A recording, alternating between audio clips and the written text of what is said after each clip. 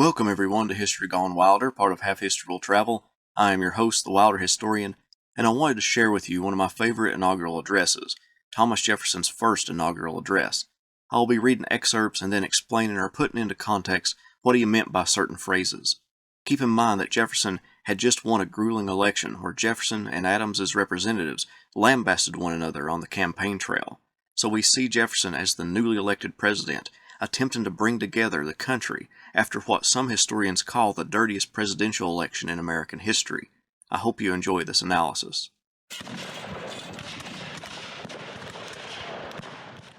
March 4th, 1801. Friends and fellow citizens, called upon to undertake the duties of the first executive office of our country, I avail myself of the presence of that portion of my fellow citizens which is here assembled to express my grateful thanks for the favor with which they have been pleased to look toward me, to declare a sincere consciousness that the task is above my talents, and that I approach it with those anxious and awful presentiments which the greatness of the charge and the weakness of my power so justly inspire. Here in the very beginning of the speech, Jefferson epitomizes the ideas of small R Republicanism. This has nothing to do with the political party. It was an ideology that the Founding Fathers and everyday citizens believed in. Although it is a nuanced term, suffice it to say that Republicanism focuses on the sacrifice and the betterment of oneself to help out the whole of the country. It also emphasized virtuousness. It is displayed in this excerpt by him stating with humility that the task of being president is above his talents. A person should not seek the presidency. It should be bestowed upon them. Political debates are somewhat of a modern concept. People campaigned for these early presidential candidates, but it was unseemly for a person to campaign for themselves. A rising nation spread over a wide and fruitful land, traversing all the seas and the rich productions of their industry, engaged in commerce with nations who feel power and forget right, advancing rapidly to destinies beyond the reach of mortal eye, which I contemplate these transcendent objects and see the honor, the happiness, and the hopes of this beloved country committed to the issue and the auspices of this day, I shrink from the contemplation and humble myself before the magnitude of the undertaking. Utterly indeed should I despair did not the presence of many whom I here see remind me that in the other high authorities provided by our Constitution, I shall find resources of wisdom, of virtue, and of zeal on which to rely under all difficulties. To you then, gentlemen, who are charged with the sovereign functions of legislation, and to those associated with you, I look with encouragement for that guidance and support which may enable us to steer with safety the vessel in which we are all embarked amidst the conflicting elements of a troubled world. Here Jefferson is reiterating that this nation under the Constitution was just about a decade old.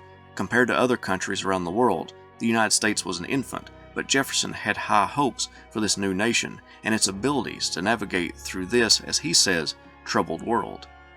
During the contest of opinion through which we have passed, the animation of discussions and of exertions has sometimes worn an aspect which might impose on strangers unused to think freely and to speak and to write what they think, but this being now decided by the voice of the nation, announced according to the rules of the Constitution, all will of course arrange themselves under the will of the law and unite in common efforts for the common good.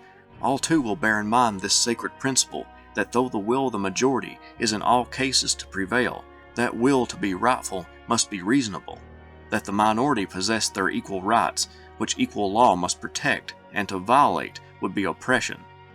As I stated earlier, the nation had just come through a heated presidential election, pitting Jefferson and the Democratic Republicans against John Adams and the Federalists.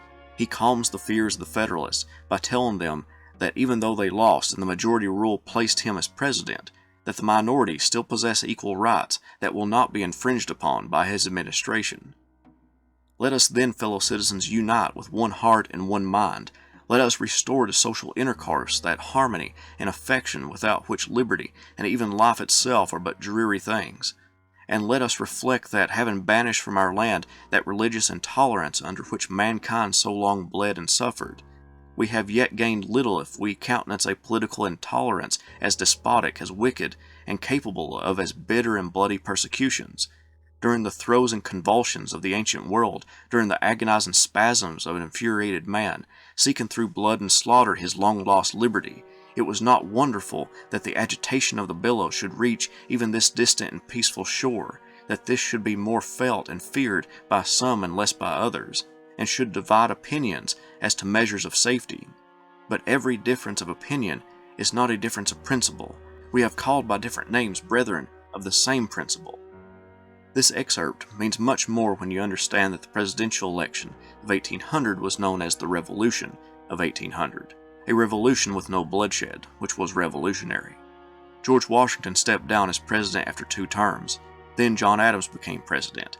He would serve 1 term and lost in the election of 1800. This was the first time in American history that a peaceful transition of power occurred. That election was the ultimate test. Could this new form of government that the United States created a little over 10 years previously withstand such a horrible campaign? Jefferson, in this excerpt, explains how monumental the election was. Unlike the nations of Europe and ancient civilizations, where power had to be wrestled from leaders' hands, the United States was different. It was special. Other nations fought over power or over religion, which was destructive to the nation itself. But in the United States, when you lost an election, you left and let the next person take his or her position as leader. It was indeed revolutionary. We are all Republicans. We are all Federalists. If there be any among us who would wish to dissolve this Union or to change its Republican form, let them stand undisturbed as monuments of the safety with which error of opinion may be tolerated, where reason is left free to combat it. I know indeed that some honest men fear that a Republican government cannot be strong, that this government is not strong enough. But would the honest patriot in the full tide of successful experiment abandon a government which has so far kept us free and firm on the theoretic and visionary fear that this government, the world's best hope, may by possibility want energy to preserve itself? I trust not. I believe this, on the contrary, the strongest government on earth. I believe it the only one where every man, at the call of the law, would fly to the standard of the law, and would meet invasions of the public order as his own personal concern. Sometimes it is said that man cannot be trusted with the government of himself. Can he then be trusted with the government of others? Or have we found angels in the form of kings to govern him? Let history answer this question. Discussion of secession did not rise into American political debates in the 1820s. It persisted at the country's founding. Jefferson called out secessionists by telling them that they were free to discuss their opinions, but they were in error and would be combated through reason and debate. He also asserts that the true patriot would not abandon the government set up by the Constitution just because they lost an election, but help to strengthen the country and work to elect someone else next time. Let us then with courage and confidence pursue our federal and republican principles, our attachment to union and representative government. Kindly separated by nature and a wide ocean from the exterminating havoc of 1/4 of the globe, too high-minded to endure the degradations of the others, possessing a chosen country, with room enough for our descendants to the thousands and thousands generation, entertaining a due sense of our equal right to the use of our own faculties, to the acquisitions of our own industry, to honor and confidence from our fellow citizens, resulting not from birth, but from our actions and their sense of them. Enlightened by a benign religion, professed indeed and practiced in various forms, yet all of them inculcating honesty, truth, temperance, gratitude, and the love of man, acknowledging and adoring an overruling providence, which by all its dispensations proves that it delights in the happiness of man here and his greater happiness hereafter. With all these blessings, what more is necessary to make us a happy and prosperous people? Still one thing more, fellow citizens, a wise and frugal government, which shall restrain men from injuring one another, shall leave them otherwise free to relegate their own pursuits of industry and improvement, and shall not take from the mouth of labor the bread it has earned. This is the sum of good government, and this is necessary to close the circle of our felicities. In this excerpt, Jefferson wants to unite the country by focusing on what they both held dear, the Union and representative government. Through those two things, the United States could avoid the European squabbles. At the end, he emphasizes his belief in a limited government, but we see that throughout his presidency, he expands federal power, specifically when that comes to presidential powers. About to enter, fellow citizens, on the exercise of duties which comprehend everything dear and valuable to you, it is proper you should understand what I deem the essential principles of our government, and consequently those which ought to shape its administration. I will compress them within the narrowest compass they will bear, stating the general principle, but not all its limitations. Equal and exact justice to all men of whatever state or persuasion, religious or political. Peace, commerce, and honest friendship with all nations, entangling alliances with none. The support of the state governments in all their rights, as the most competent administrations for our domestic concerns and the surest bulwarks against anti-republican tendencies. The preservation of their general government in its whole constitutional vigor as the sheet anchor of our peace at home and safety abroad. A jealous care of the right of election by the people, a mild and safe corrective of abuses which are lopped by the sword of revolution, where peaceful remedies are unprovided.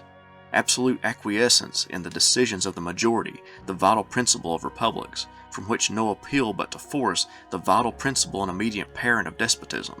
A well-disciplined militia, our best reliance in peace and for the first moments of war till regulars may relieve them. The supremacy of the civil over the military authority, economy in the public expense, that labor may be lightly burthened, the honest payment of our debts and sacred preservation of the public faith, encouragement of agriculture and of commerce at its handmaid, the diffusion of information and arraignment of all abuses at the bar of the public reason, freedom of religion, freedom of the press, and freedom of person under the protection of habeas corpus, and trial by juries impartially selected. These principles form the bright constellation which has gone before us and guided our steps through an age of revolution and reformation. The wisdom of our sages and blood of our heroes have been devoted to their attainment. They should be the creed of our political faith, the text of civic instruction, the touchstone by which to try the services of those we trust, and should we wander from them in moments of error or of alarm, let us hasten to retrace our steps and to regain the road which alone leads to peace, liberty, and safety. Here he basically explains his political platform. He emphasized the importance of elections as a way to ensure peace and to prevent violent revolutions, and it was the absence of elections that led to despotism, or leaders ruling with absolute power, which he abhorred. He promoted the militia because John Adams had raised taxes on Americans to grow a standing army to deal with the possible threats by the French. Here Jefferson assures Americans that he supported a militia instead of a large standing army. Relying then on the patronage of your goodwill, I advance with obedience to the work, ready to retire from it whenever you become sensible how much better choice it is in your power to make, and may that infinite power which rules the destinies of the universe lead our counsels to what is best, and give them a favorable issue for your peace and prosperity. With this last statement, Jefferson assures that just like Adams left the presidency when Adams lost, he would likewise if the people willed it.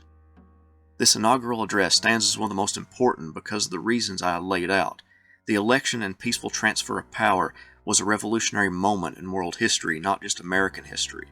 Jefferson demonstrated his love for the institutions outlined in the Constitution, outlined what he stood for, and assured the rest of the country that he would uphold the small R Republican virtues that the United States stood for.